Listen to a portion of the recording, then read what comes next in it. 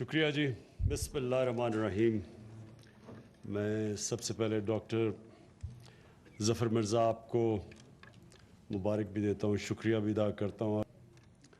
میں سب سے پہلے آپ کو اپنا روڈ میپ بتا دوں. دیکھیں, جو ویژن ہوتی ہے نا, ایک ملک کی ویژن ہوتی ہے, ایک انسان اپنے لیے ایک ویژن رکھتا ہے کہ میں کیا بننا چاہتا ہوں. ویژن انسان کا روڈ میپ ہوتا ہے. یعنی ویژن مثلاً وہ گول ہوتا ہے جس طرف انسان پر ساری زندگی محنت کر کے پہنچتا ہے. اسی طرح قوموں کی بھی ویژن ہوتی ہے. اور میں بڑے افسوس سے یہ کہتا ہوں کہ ہم جس ویژن پہ یہ بڑا ایک عظیم خواب تھا پاکستان کا, یہ جو بنا تھا, ہم اس سے بہت دور چلے گئے اور واپس ہم نے اسی ویژن کے اوپر آنا ہے. تو میں اپنی ینگر جنریشن کے لیے یہ بار بار دہراتا ہوں کہ یہ ویژن کیا تھی, کیونکہ جب آپ کے سامنے وہ ویژن آ جائے گا, پھر ساری چیزیں اس فال ان پلیس کر جائیں گی. یعنی آپ کو سارا پتہ چل جائے گا کہ سٹیپ 1 2 3 4 کیا ہے. تو پہلے وہ ذہن میں کلیئرٹی آنی چاہیے وہ ویژن ہے کیا. وہ ویژن یہ تھی کہ ہم نے پاکستان کو ایک اسلامی فلاحی ریاست بنانا تھا, مدینہ کی ریاست کے اصولوں کے اوپر. اور میں عموماً یہ سنتا تھا جب بھی کوئی بات کرے, مجھے کیا 1400 سال پرانے زمانے کی آپ باتیں کر رہے ہیں, آج کل کی بات کریں, دنیا آگے چلی گئی ہے. جو مدینہ کی ریاست تھی, یہ میں اس لیے بار بار لوگوں کو بتاتا ہوں, میں چاہتا ہوں یہ بچے کے اس کے سب کانشیس سائیکی میں چلا جائے کہ یہ تھا کیا, وہ کیا چیز تھی. مدینہ کی ریاست ماڈرن ریاست تھی. وہ 1400 سال پرانی نہیں تھی. ماڈرن کانسیپٹس تھے سارے. جس ریاست کے بیس کے جو عمارت کھڑی ہوئی تھی, وہ 2 کانسیپٹس پہ کھڑی ہوئی تھی, انسانیت اور انصاف. یہ ہوتا ہے فرق ایک سویلائزڈ معاشرے میں اور جانوروں کے معاشرے میں. جانوروں کے معاشرے میں یہ دونوں چیزیں نہیں ہوتی, نہ انصاف ہوتا ہے نہ انسانیت ہوتی ہے. مائٹ از رائٹ اور سروائیول آف دا فٹسٹ, یعنی وہاں رحم نہیں ہوتا جانوروں کے معاشرے میں. اگر آپ میں جان ہے تو آپ بچ جاتے ہیں, کمزور مر جاتا ہے. اور انصاف نہیں ہوتا, جس کی لاٹھی اس کی بھینس. تو جو مدینہ کی ریاست تھی وہ ان 2 اصولوں کے اوپر کھڑی ہوئی تھی. اس میں کیا چیز ثابت ہوئی تھی؟ اس میں یہ چیز ثابت ہوئی تھی کہ کوئی فکر نہیں کہ آپ سب سے غریب ترین قوم تھے اس وقت. مدینہ کے ریاست میں تو آپ کو پتہ ہے کہ غربت تھی. جو پہلی جنگ لڑی مسلمانوں نے, پوروں کے پاس ہتھیار بھی نہیں تھے 313 کے پاس.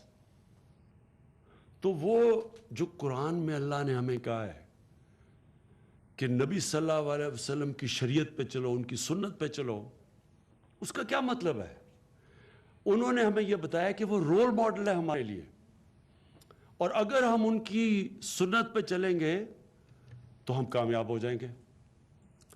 اور کیا ہوا؟ آج بھی دنیا کی آپ کوئی بھی اچیومنٹس کے اوپر چلے جائیں کہ دنیا کا جو گریٹسٹ انسان تھے وہ ہمارے نبی صلی اللہ علیہ وسلم تھے. کسی نے وہ اچیو نہیں کیا. ہم کتابیں پڑھتے ہیں سٹیو جابز کی کہ جی وہ بڑا کامیاب ہوا, بل گیٹس کی وہ بڑا کامیاب ہوا. کتابیں لوگ پڑھتے ہیں کہ جی کیا راز تھا ان کا. تو اصل میں تو ان کی جو زندگی تھی وہ اس لیے قرآن میں ہمیں کہا گیا کہ وہ پڑھو, کیونکہ وہ دنیا کی تاریخ کے سب سے کامیاب انسان تھے. ورلڈ کے جو 100 گریٹسٹ مین ہیں ان پہ نمبر 1 ان کا نام ہے. تو کامیاب انسان تھے, اس لیے کہا گیا کہ ان کی زندگی سے سیکھو. اور جو مدینہ کی ریاست تھی وہ انہوں نے اسٹیٹ بنائی تھی. جس اسٹیٹ بنیاد بنی تھی, 1000 سال تک مسلمان دنیا کی پریمیئر پاور رہے تھے, امامت کی تھی دنیا کی 1000 سال تک. اس کی بنیاد مدینہ کی ریاست میں تھی.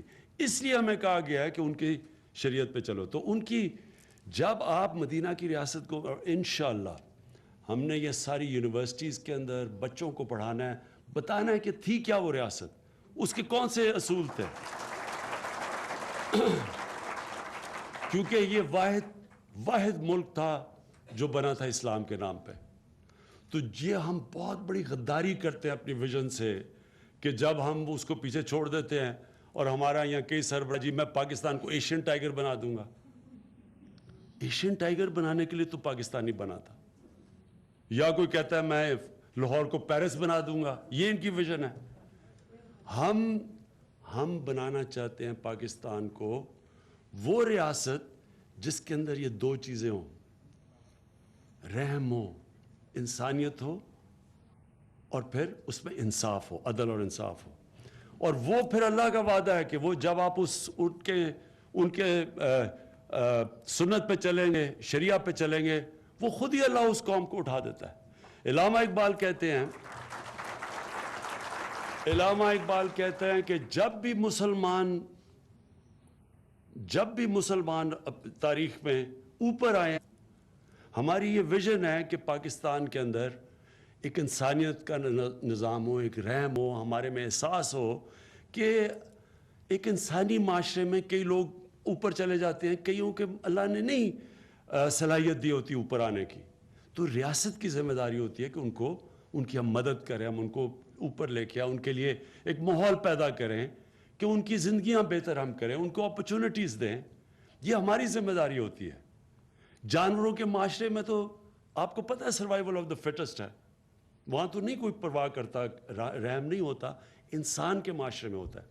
और जब इंसान का माशरा, जब उसमें रहम ख़त्म हो जाता है तो वो सिर्फ अक्लमंद जानवर रह जाते हैं, वो इंसान नहीं होते।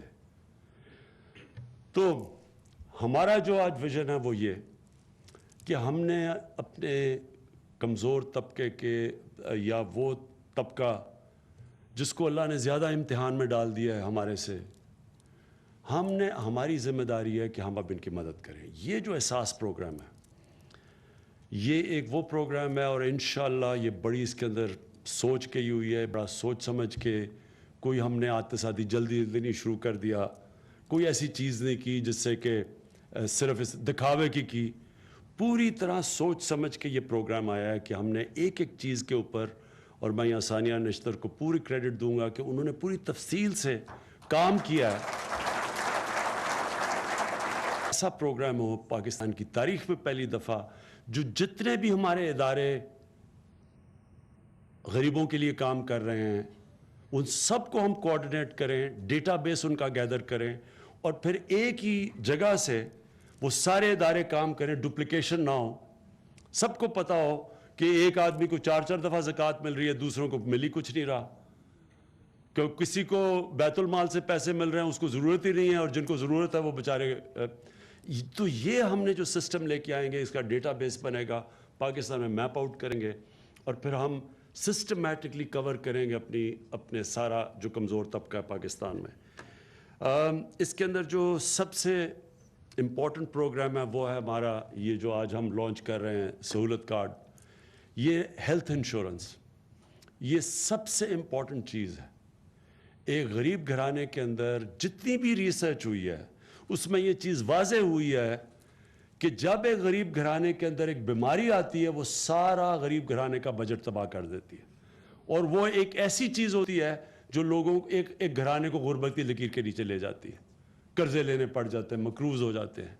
मैंने जब शौकताना हॉस्पिटल जब बनाने का सोचा था तो कैंसर का तो बहुत महंगा इलाज है, तो मुझे तब पता चला पहली दफ़ा कि हम पैसे वाले लोगों के लिए बड़ा मुश्किल है वो कैंसर का इलाज करवाना, तो आम घर के लिए तो गरीब घराने तबाह हो जाते थे। क्योंकि कैंसर जब तक मरीज़ जाता था, और कैंसर तो एकदम नहीं मरीज़ जाता, तो बड़ी आहिस्ता आहिस्ता जाता है, और जब तक वो घर देखता था एक बेचारा मरीज़ आहिस्ता आहिस्ता जा रहा है, वो सब कुछ लुटा देते थे उसके ऊपर, और वो जब मरीज़ जाता था तो घर भी साथ तबाह हो जाता था। तो तब सोचा था कैंसर हॉस्पिटल का। लेकिन ये तो हर जगह है इस वक्त।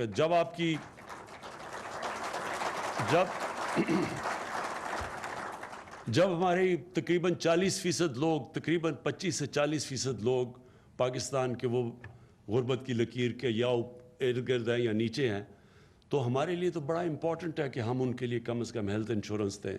और ये हमारा इंशाअल्लाह विजन है कि हम कवर करेंगे सबको हेल्थ इंश्योरेंस से, سارے جو ہمارے غریب خاندان ہیں جو کہ جن کے اندر اگر کسی قسم کی بیماری ہو تو یہ جو ہاسپٹلز انہوں نے مینشن کیے ہیں کسی بھی پرائیویٹ ہاسپٹل میں بھی وہ جا کے اپنا علاج کروا لیں گے 7,20,000 تک. یہ کم از کم ان کو کمفرٹ ملے گا کہ برے وقت میں ہمارے پاس ایک کارڈ ہے جو کہ ہمیں بچائے گا مشکل وقت سے. اور میں یہ آخر میں صرف یہ بات کہنا چاہتا ہوں کہ یہ جو ہم نے فیصلہ کیا میں نے فیصلہ کیا ہے ہر کیبنٹ میٹنگ سے پہلے مجھے ہر منسٹری بتائے گی ہر میٹنگ میں ہر ہفتے میٹنگ ہوتی ہے ہر ہفتے ایک چیز بتائے گی جو وہ منسٹری کرے گی جو عام آدمی کی زندگی بہتر کرے گی. یہ میں اس لیے کہہ رہا ہوں کہ گورنمنٹ کا کام ہوتا ہے گورنمنٹ کی ذمہ داری ہوتی ہے لوگوں کی زندگی بہتر کرنے کی. لیکن جب ایک گورنمنٹ کیا کہتا ہوں جب گرتی ہے جب وہ ڈی جنریٹ ہوتی ہے ڈکے کرتی ہے تو وہ گورنمنٹ اپنے لیے بن جاتی ہے بجائے وہ لوگوں کی سروس کرنے کے لیے لوگ گورنمنٹ کی سروس کرنا شروع کر دیتے ہیں. تو اس لیے ہم نے اب یہ فیصلہ کیا کہ ہر کیبنٹ کی میٹنگ سے پہلے ہماری ہر منسٹری بتائے گی کہ وہ کیا ایک ایسا کام کرے گی جس سے عام آدمی کی زندگی بہتر ہوگی. بہت شکریہ.